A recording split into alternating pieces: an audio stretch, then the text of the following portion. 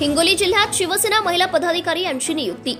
हिंगोली जिल्ह्यातील उद्धव बाळासाहेब ठाकरे गटाच्या वतीने हिंगोली जिल्ह्यातील सक्रिय महिलांच्या कामाची पावती म्हणून ठाकरे गटाच्या वतीने हिंगोली जिल्ह्यातील काही महिलांची नियुक्ती करण्यात आली आहे। त्यामध्ये हिंगोली जिल्हा संघटक म्हणून रेणुकाताई पतंगे यांची नियुक्ती करण्यात आली आहे व अकोली येथील मीराताई ज्ञानेश्वर पांचाळ यांची हिंगोली जिल्हा उपसंघटक म्हणून नियुक्ती करण्यात आली। प्रीती दळवी तालुका संघटक, माधव जोशी तालुका संघटक, औंढा नागनाथ, कालिंदाताई कदम उपतालुका संघटक, वसमत संगीता स्वामी शहर संघटक वसमत शहर व पीता भालेराव उपसिंहर संघटक उपशहर संघटक वसमत या निवडीबद्दल शिवसेना उद्धव बाळासाहेब ठाकरे यांच्या वतीने त्यांचे हार्दिक अभिनंदन केले जात आहे व त्यांचे सर्वत्र कौतुकही केले जात आहे।